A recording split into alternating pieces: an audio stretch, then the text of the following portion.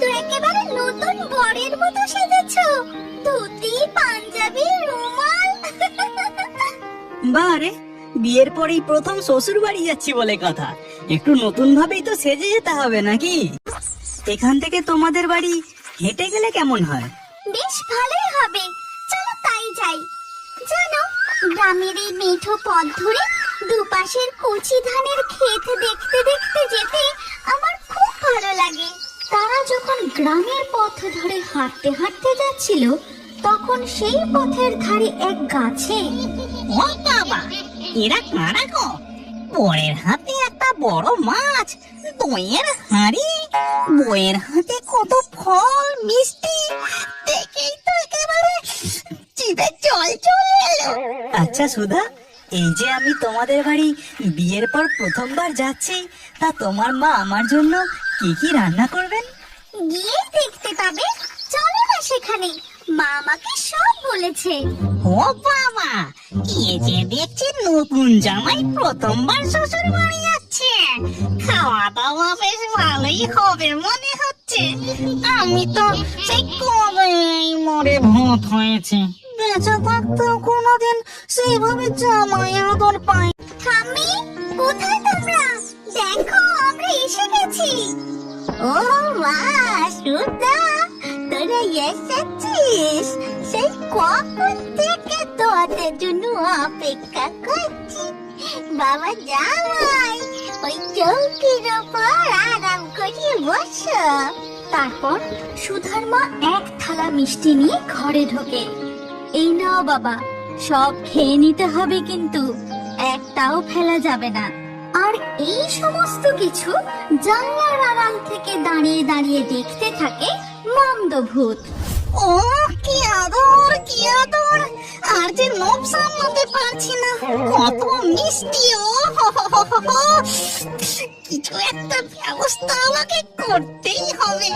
এদিকে যখন মন্দভূত জামাই আদর খাবার পরিকল্পনা করতে থাকে, ওদিকে তখন শাকচুন্নি, মামদোটা আবার কোথায় গেল?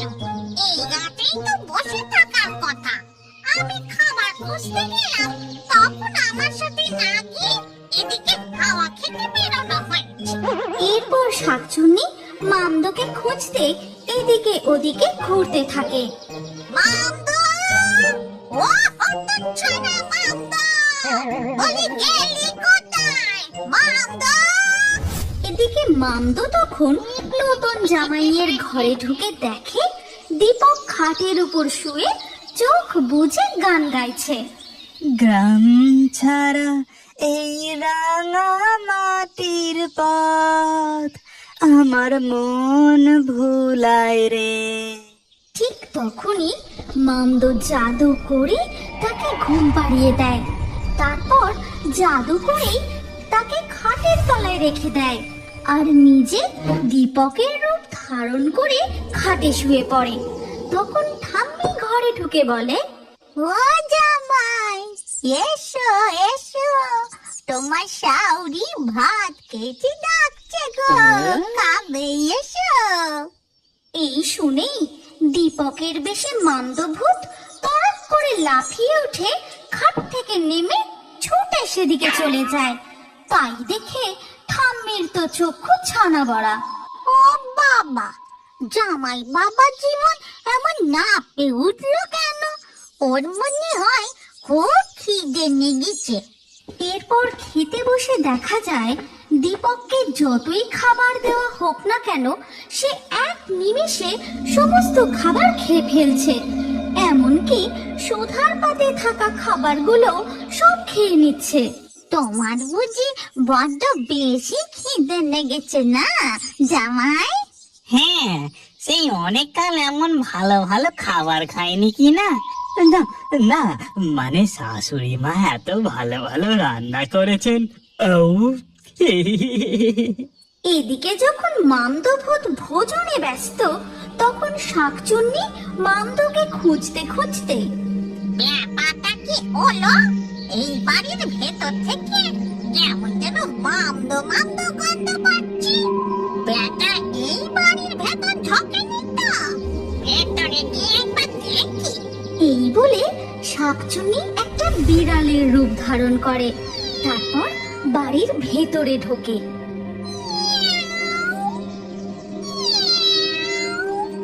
এই দেখো কাণ্ড, এই বিড়ালটা আবার কোথা থেকে এলো? এই যা যা বলছি, যা। ছদ্মবেশী মামদ বিড়ালটাকে দেখে মনে মনে বলে, ওরে বাবা, এ যে শাকচুন্নি ঠিক কন্দে কন্দে চলে এসেছে। এ যে দেখছি কিছুতেই আমার পিছু ছাড়বে না। তক্ষুনি মামদ খাবার ছেড়ে উঠে পড়ে। তাই দেখে শাশুড়ি মা বলেন, এ কি বাবা, খাবার ছেড়ে উঠে পড়লে যে? তুমি যে বললে তোমার খুব খিদে পেয়েছে। না না, আমার পেট ভরে গেছে, এবার আমাকে ঘুমোতে হবে, আবার রাতে খাবো, কেমন? এই কথা বলেই মামদ তাড়াতাড়ি করে সেখান থেকে পালিয়ে যায়। তাই দেখে বিড়াল রূপী শাকচুন্নি বলে, আচ্ছা, এই ব্যাপার। এই বাড়িতে ঢুকে জামাই আদর খাওয়া হচ্ছে। দাঁড়াও, দেখাচ্ছি তোমার মজা। এরপর শাকচুন্নি ম্যাও ম্যাও করতে করতে সেখান থেকে চলে যায়।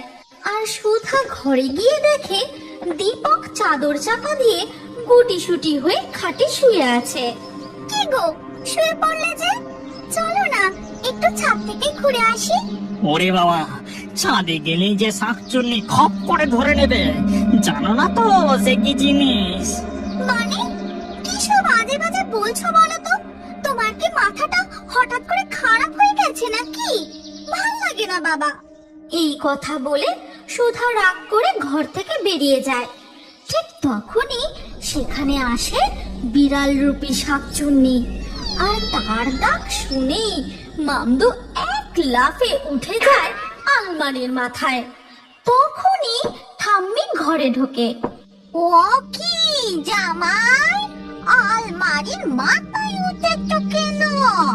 সুধা কেমন যেন রাগি রাগি মুখে কোনো কথা না বলে ছাদে চলে গেল। তুমি আলমারির মাথায় উঠে বসে আছো, কি ব্যাপার বলো দেখিনি?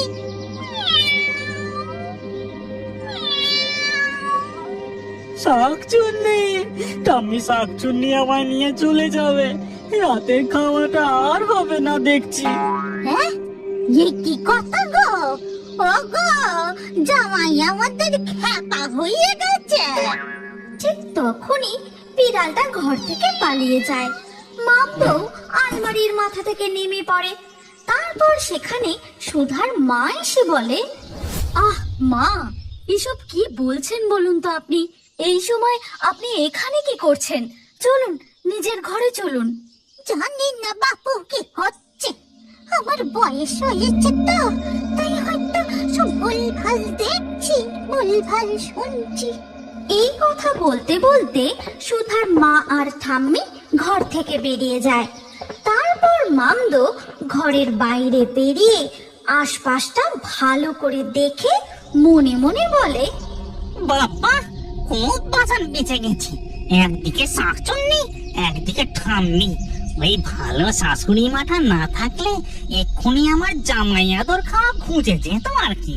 ঠিক সেই মুহূর্তে সুধা এসে বলে, এ কি, এখানে এমন পথ আটকে দাঁড়িয়ে রয়েছো কেন? সরো, আমি আমার শরীরের সাথে দেখা করতে যাব। সুটকেস থেকে শাড়ি বার করতে হবে। সে কি, সুটকেস তো খাটের তলায়। হ্যাঁ, তাতে কি, আমি খাটের তলা থেকে সুটকেস খুলে শাড়ি বার করে নেব। ওরে বাবা, তুমি সুটকেস খুলতে গেলে যে আমার কেস খুলে যাবে। এই কথা বলেই মামদো সেখান থেকে এক ছুট লাগিয়ে ঘরে ঢুকে সোজা খাটের তলায়। তারপর জাদু করে দীপকের শরীরে ঢুকে যায়। তখন সুধা ঘরে ঢুকে বলে, আচ্ছা তুমি কি পাগল টাগল হয়ে গেলে না কি বলো তো? হঠাৎ এমন ছুটে এসে খাটের তলায় ঢুকে পড়লে কেন? ততক্ষণে মামদো সুটকেস সাথে খাটের তলা থেকে বেরিয়ে পড়ে বলে, না না, মানে তুমি আবার কষ্ট করে ভারী সুটকেসটা বার করবে তাই আর কি।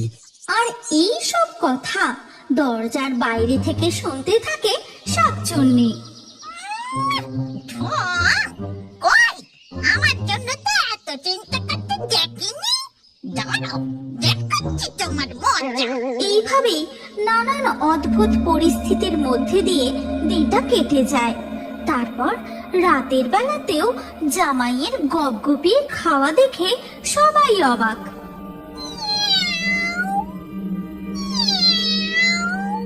কি ব্যাপার কে জানে, এই বেড়ালটা আজ সারা দিন গোটা বাড়ি ঘুরে ঘুরে বেড়াচ্ছে।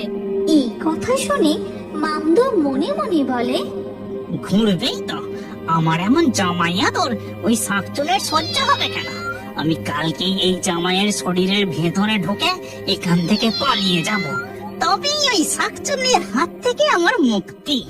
এর পরের দিন যখন সুধা ও জামাই বাড়ির উদ্দেশ্যে রওনা দেবে, তাহলে এবার আসি মা, তোমরা সাবধানে থেকো। ঠাম্মি, নিজের খেয়াল রেখো। আবার আসিস মা। ঠাম্মি যতদিন বেঁচে আছে একটু ঘন ঘনই আসিস। তখন মামদো মনে মনে বলে, সে আর বলতে, এমন খাবার খেয়ে আমার এখান থেকে যেতে ইচ্ছে করছে না, শুধু ওই শাকচুন্নির ভয়ে এখান থেকে পালাতে হচ্ছে। সেই মুহূর্তে শাকচুন্নি সেখানে এসে, না, আর দেরি করা যাবে না। এইবার আমাকে এই মামদোকে আটকাতেই হবে, নইলে বেটা ঠিক ওই নতুন জামাইয়ের শরীরে ভর করে এখান থেকে পালাবে। সাথে সাথেই শাকচুন্নি বিড়াল থেকে নিজের রূপে ফিরে আসে। তারপর বলে, মামদো, শিগগিরই নতুন জামাইয়ের শরীর ছেড়ে বেরিয়ে আয় বলছি। ও মা, এ কে গো, কি ভয়ঙ্কর দেখতে। এই পরিস্থিতি দেখে মামদো সুধার হাত ধরে সেখান থেকে ছুট লাগায়। পিছন পিছন শাকচুন্নিও ছোটে। বেশ কিছুটা যাওয়ার পর শাকচুন্নি মামদোকে ধরে ফেলে। বেরিয়ে আয় বলছি মামদো, নইলে খুব খারাপ হয়ে যাবে। ছাড়ো, ছাড়ো বলছি ওকে, ও আমার স্বামী। ছাড়ো বলছি, শিগগির ছাড়ো।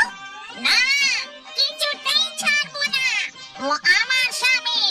এই মামদো, বেরিয়ে আয় বলছি। ততক্ষণে সেখানে সুধার মা ও ঠাম্মি এসে পৌঁছায়।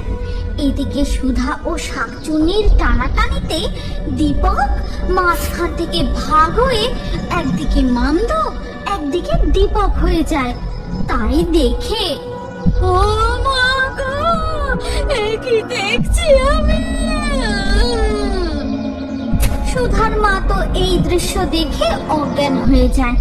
আর ঠাম্মি, দাঁড়াবে তো মামদো ভূত, আমার জামাইয়ের ঘাড়ে চেপে তোমার জামাইয়াদের খাওয়া বার করছি।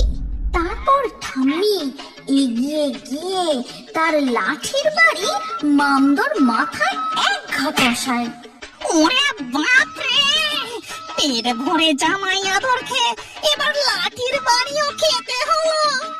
সাথে সাথে সে দীপকের শরীর ছেড়ে মাটিতে লুটিয়ে পড়ে। অমনি শাকচুন্নি মামদোর হাত ধরে সেখান থেকে অদৃশ্য হয়ে যায়।